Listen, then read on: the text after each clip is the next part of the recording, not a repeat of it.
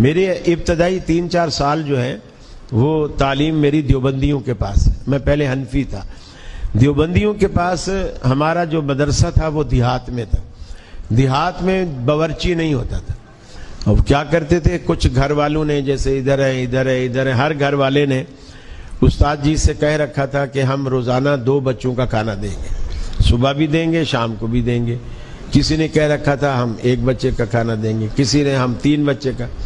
تو استاد جی کھانے کے ٹائم پہ ہمیں بھیجتے تھے, ایک برتن ہوتا ساتھ, ہم وہ لے جاتے اس گھر میں جا کر, جو ایک طرف جتنے گھر پڑتے 1-2 طالب علم چلے جاتے, وہ کسی کے گھر میں کڑی پکی ہے اسی میں ڈال لیتا, ساگ پکا ہے اسی میں ڈال لیتا, گوشت پکا ہے اسی میں, آلو مٹر پکے اسی میں, گاجر کدو پکے وہ بھی, دنیا کی ہر حتیٰ کہ دال پکی ہے وہ بھی اسی میں, سارا بن جاتا. اب جب استاد جی کے پاس ہم آتے, ان کے پاس اور بڑا پتیلا ہوتا تھا, تو وہ چھوٹے پتیلے جہاں جہاں سے بھی آتے جاتے اس بڑے میں ڈالتے جاتے, پھر اس میں ایک چمچ چلاتے, ایک عجیب مرغوبہ سا ایک بن جاتا, لیکن کھانے میں بد ذائقہ نہیں ہوتا تھا. لیکن اگر کوئی ہم سے پوچھتا کہ بھائی آج آپ نے کیا کھایا ہے, تو ہم کسی کو بتا نہیں سکتے تھے کہ کیا کھایا ہے, کہ اس ڈش کا کوئی نام نہیں تھا.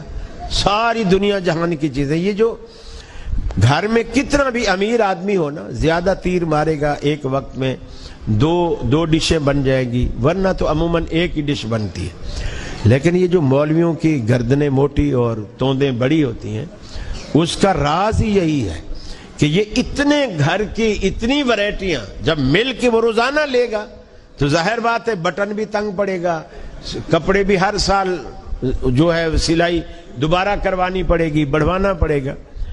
اب ہم یہ دعا کرتے تھے کہ یا اللہ کوئی ایسی جگہ کوئی دعوت بھیج جو ہمیں بھلے دال کھلائے لیکن ایک چیز کھلائے, یہ مکسر نہ ہو, ایک چیز ہو. اور وہ دعوت جب ہمیں ملتی تھی جب کسی کے ہاں فوتگی ہوتی تھی. فوتگی ہوتی, وہ استاد جی کے پاس آتا, جی 15 طالب علم بھیج دو, درود شریف کا ختم ہے, ہماری نانی مر گئی ہے, اس کے ایصال ثواب کے لیے. اب وہ ہم سفید ایک چادر گھر والے بچھا دیتے, ہم چلے جاتے, گٹھلیاں ہوتی, وہ کہتے تھے کہ 1.25 لاکھ ہے, ہم نے آج تک گنی نہیں ہے. تھیلی اچھی خاصی بھری بھی ہوتی تھی, کھجور کی گٹھلیاں, ہم کندھے پہ ڈالتے, ہم چل پڑتے, وہاں جا کے سفید کپڑے پر بچھا دیتے. اب وہ گھر والے بھی ہمارے ساتھ پڑھنے بیٹھ جاتے. اب ہم بے ایمانی بھی نہیں کر سکتے, اب گھر والا بیچ میں بیٹھا ہوا ہے. پھر ہم گھر والے کو اٹھانے کے لیے کہتے تھے کہ بھی یار پانی وانی تو لا, اتنی دیر ہو گئی, پیاس لگی ہے. یقین مانیے میں آپ کو بالکل سچی بات بتا رہا ہوں, جیسے وہ اٹھ کے گھر جاتا نا, ہم وہ جو ایک گٹھلی اٹھا رہے تھے نا, اللہم صلی علی محمد, ہم ایسے چلو بھرتے, اللہم صلی علی محمد, اللہم صلی علی محمد. اب اس کے پانی لانے تک وہ ساری گٹھلیاں پڑی جا چکی, وہ بھی حیران. پھر ہمارے ساتھ جو ایک آدھ استاد ہوتا یا بڑا کوئی ساتھی ہوتا, وہ کہتا بھئی اب بچوں نے ماشاءاللہ بڑی ہمت کی, اب کھانا وانا لگاؤ, ہمارا دوپہر کی کلاس کا ٹائم بھی ہونے والا ہے, مدرسے جائیں گے. اب وہ کھانا کھلاتے. اب ظاہر بات ہے وہ آلو گوشت, عموماً آلو گوشت ایسا کھلاتے, ہمیں بڑا مزہ آتا.